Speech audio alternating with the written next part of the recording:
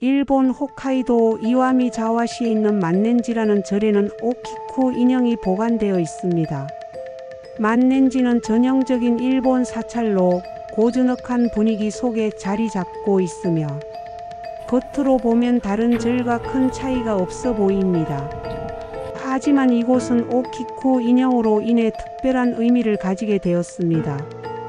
이 인형은 일반적인 일본식 전통 인형처럼 보이지만 한 가지 기이한 특징이 있습니다. 머리카락이 계속 자란다는 점입니다. 이러한 미스터리를 직접 확인하려는 많은 사람들이 절을 방문하고 있으며 인형이 실제로 초자연적인 존재인지에 대한 관심이 끊이지 않고 있습니다. 과연 이 인형은 단순한 민속 전설일까요? 아니면 실제로 존재하는 초자연적 현상일까요? 1918년 홋카이도의 한 가정에서 오키쿠라는 소녀가 사랑하는 인형과 함께 지냈습니다. 그녀는 매일 인형을 안고 잠들었으며 외출할 때도 꼭 품에 안고 다녔습니다. 가족들이 인형을 손에서 떼어놓으려 하면 울음을 터뜨릴 정도로 소중히 여겼습니다. 심지어 인형을 위해 작은 옷을 직접 만들어 입히고 밥을 먹을 때도 함께 두곤 했습니다. 하지만 불행히도 오키쿠는 어린 나이에 급성 폐렴에 걸려 고열과 심한 기침에 시달렸습니다. 가족들은 온갖 방법을 동원해 치료하려 했지만 당시 의료 기술로는 손쓸 도리가 없었습니다.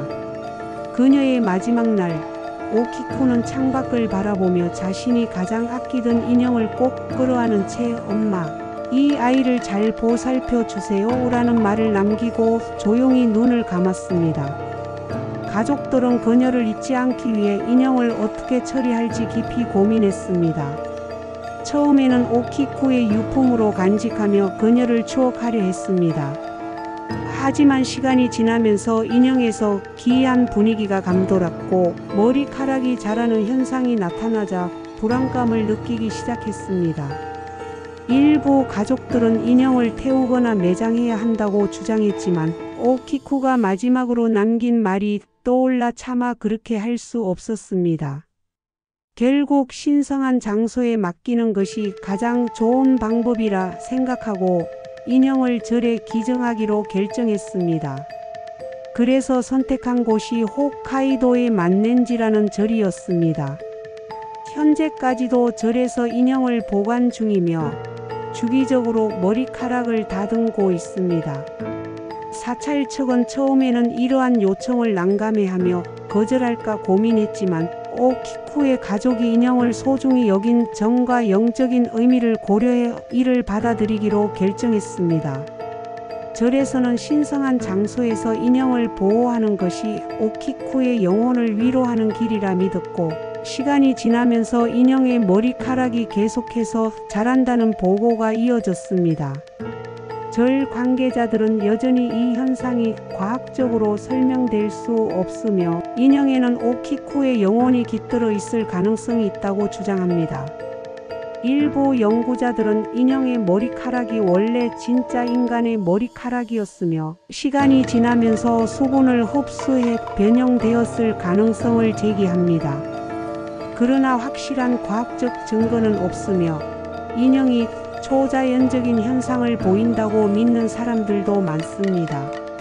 오키쿠 인형 이야기는 일본 괴담 및 공포 전설 중 하나로 자리 잡았으며 영화, 애니메이션, 공포 소설 등의 영감을 주며 대중문화에서 자주 등장합니다.